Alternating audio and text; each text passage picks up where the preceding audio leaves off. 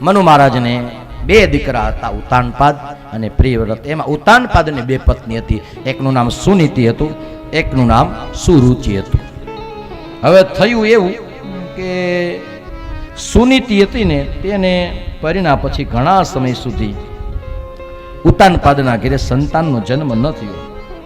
અને સંતાનનો જન્મ ન થયો એટલે તે સમયે રાજાઓની એક વ્યવસ્થા હતી કે બીજા લગ્ન કરી શકે. એટલે ઉતાનપાદ રાજાએ બીજા લગ્ન કર્યા સુરુચિ સાથે. અને સુરુચિ સાથે પરણીને આવ્યા અને ગામમાં હામૈયા થતા હતા. પાન પે પાતળિયો લાડડો એ ગાતા હતા. નહીતર હતો આમ 65 વર્ષનો પણ તોય લાડડો દડે જ રમતો હતો. તે ઓલી સુરુચિ ગામમાં તોરણ ને રંગોળી બધું જોઈ ગઈ, રાજી થઈ ગઈ કે ગામને હરખ કેટલો છે. એટલે એક દાસીને બોલાવી કે આ સરસ મજાની રંગોળી આખું નગર શણગાર્યું છે, અમે મારા લગ્નની હિસાબે. સુનીતિની જે દાસી હતી ને એણે હસતા હસતા કીધું કે હા સુરુચિ, તમે પરણીને આવ્યા ને એટલે તમારું સ્વાગત છે, પણ તમારા પગ બહુ સારા છે. તમારા પગલા થવાના થયા ને તો અમારી સુનીતિના પેટમાં એક બાળક છે. સુરુચિને ફાળ પડી કે બાળક નહોતું એટલે તો મને પરણ્યો છે. એટલે સુરુચિએ પહેલી રાત્રે પોતાના પતિને પાસે વચન લઈ લીધું અને પોતે માનીતી બની ગઈ અને સુનીતિને અણમાનીતી બની ગઈ. નીતિ હંમેશા અણમાનીતી જ હોય. નીતિએ હાલો વાતું બધાય કરે, પણ જ્યારે હાલવાની વાત આવે ત્યારે મોટા ભાગે આપણે કોકને કહીએ તું હાલ, હું નહીં. અને સુરુચિ વખાણ થતા હોય તો કોઈક બીજાના કરતા હોય તો આપણને થાય કે આપણા ઘડીક કરે તો મજા આવે. એને સુરુચિ કહેવાય. સુનીતિ કડવી લાગે પણ સુનીતિના ફળ મીઠા હોય. ભગવાન નીતિએ ચાલો, લક્ષ્મી આવે ધીમે ધીમે અને જાય ધીમે ધીમે. જેને રૂપિયો ભેગે કરીને આવ્યું હોય ને એને રૂપિયો જ જાય. અને જેને રાતના અંધારામાં આવી છે ને રાતના અંધારામાં આવી જાય. ભગવાન એટલા માટે ધ્યાન રાખો. ભગવાન લક્ષ્મીના અનેક પ્રકાર છે. હા, ક્યારેક દીકરીના રૂપમાં, ક્યારેક વહુના રૂપમાં, ક્યારેક વ્યસનના રૂપમાં. એ તમારા ઘરમાં ન ઘરી જાય, તમારા ઘરમાં કલહ, તમારા પરિવારમાં કલહ ન બની જાય. એટલા માટે સાવધાન, લક્ષ્મીનું બહુ ધ્યાન રાખો. હવે સુનીતિએ દીકરાને જન્મ આપ્યો અને સુરુચિએ દીકરાને જન્મ આપ્યો. છોકરાઓ મોટા થયા એટલે પિતાના ખોળામાં રમવા માટે આગળ વધ્યા. અને એક દિવસ દોડતા દોડતા ઉતાનપાદ બેઠો છે અને એના ખોળામાં જઈને ધ્રુવજી બેસી ગયા. એટલે ધ્રુવજીનો હાથ પકડી અને સુરુચિએ ઉતાર્યા કે તારે આના ખોળામાં બેહવું હોય ને તો મારા ખોળે જન્મ લેવો પડે. સુરુચિને ધ્રુવ કે ભાઈ ભગવાન થોડો પૂછે છે કે જન્મ ક્યાં લેવો છે. એ કે ભગવાન પૂછે ને. કેમ કે તપ કરો તો ભગવાન પૂછે તો. એ કે જાઓ જંગલમાં જઈને તપ કરો, ભગવાન રાજી થાય તો કહેજે કે મારે સુરુચિના પેટે અવતરવું છે. 5 વર્ષના બાળક ધ્રુવની આંતડી એ કકળી રડ્યો અને રડતો રડતો માના પગ પકડીને કીધું માં સુરુચિ આમ કહે છે કે વનમાં જા અને તપ કરે. અને તેથી સુરુચિની વાત સુનીતિને કીધું કે જા.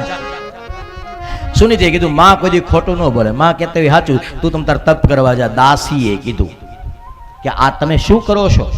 5 વર્ષના બાળકને જંગલમાં મોકલો છો? દયા નથી? કીધું દયા છે, બધું છે, પણ એ 5 વર્ષનું બાળક છે ને એને હાચી લાગી ગઈ છે. પણ જંગલમાં વાઘ ખાઈ જાય તો એ કે વાઘ ખાઈ જાય ને તો અબજ સુરુચિને મળશે કે એના મેળાના કારણે એને વાઘ કરડી ગયો. અને જો ભગવાન મળી જાય ને તો જહ મને મળશે કે સુનીતિના દીકરાને ભગવાન મળ્યા. મારે તો બે બાજુ ફાયદો છે. એ 5 વર્ષનું બાળક ધ્રુવજી વનમાં જતું હતું અને 5 વર્ષના બાળકને રસ્તામાં નારદજી મળ્યા. નારદજીએ કીધું છે ક્યાં જવું છે? કીધું સત્સંગ કરવા માટે. અહીંયા ધ્રુવજીને નારદજી આમ બરોબર તપાસ્યું અને કીધું ઓમ નમો ભગવતે વાસુદેવાય. 12 અક્ષરનો મંત્ર આપ્યો. ઓમ નમો ભગવતે વાસુદેવાય એ ભાગવતનો સૌથી શ્રેષ્ઠ મંત્ર છે. અને પછી ધ્રુવજી મધુવનમાં આવ્યા અને મધુવનમાં યમુનાજીમાં સ્નાન કર્યું.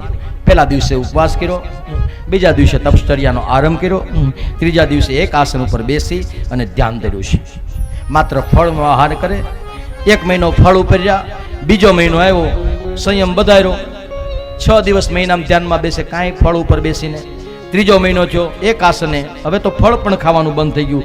ચોથા મહિનામાં ફળ બંધ કરીને ખાલી જમના જળ પી અને જીવન વ્યતીત કર. 5મો મહિનો આવ્યો એટલે પછી જળય બંધ કરી દીધું. 5મો આખો મહિનો ખાલી પવન પી અને જીવન પસાર કર્યું અને ભગવાનનું તપ કર્યું. અને 6ઠો મહિનો આવ્યો અને અંદર પોતાના શ્વાસ રોકી લીધા. અંદર શ્વાસ રોક્યા એટલે ભગવાન મૂંઝાણા. અને એ ભગવાન મધુવનની અંદર લક્ષ્મી અને નારાયણ બંને ધ્રુવજીને દર્શન દેવા માટે આવ્યા છે. દર્શન દેવા આવેલા લક્ષ્મી નારાયણે ધ્રુવને જગાડ્યો, બેટા જાગ. અને જ્યાં ધ્રુવજી જાગ્યા, પોતાની સામે ભગવાનને જોયા. ભગવાને ધ્રુવજીને કીધું, બેટા બોલ બોલ. ભગવાન બોલાતું નથી. અને ભગવાને પોતાના આંગળીનો, કોઈ કહે શંખનો, કોઈ કહે અંગૂઠાનો, કોઈ કહે ટચલી આંગળીનો, પણ જ્યાં ભગવાનનો સ્પર્શ થયો ત્યાં મોઢામાંથી વાણી નીકળી છે. અને ધ્રુવે ભગવાનની સ્તુતિ કરી છે. યોમ તઃ પ્રવિશ્ય મમ ચમિમાં પ્રસુપ્તા સંજીવયત્યખિલ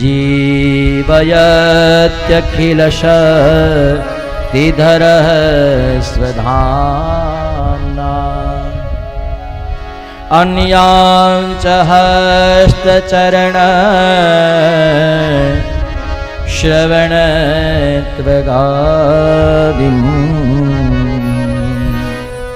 પ્રાણાનમો ભગવતે પુરુષાય તુભ્યં. ધ્રુવજી ભગવાનની સ્તુતિ કરતા કે ભગવાન આપ સર્વશક્તિ સંપન્ન છો, એટલા માટે મારા અંતઃકરણમાં પ્રવેશ કરી તમારા તેજથી મારી આ સુતેલી વાણીને તમે સજીવ કરો. હાથ, પગ, કાન, આ બધી અન્ય ઇન્દ્રિયો, પ્રાણીઓની જે કંઈ ચેતનાઓ છે ભગવાન તમે છો. એવા અંતર્યામી હે ભગવાન, હું તમને પ્રણામ કરું છું.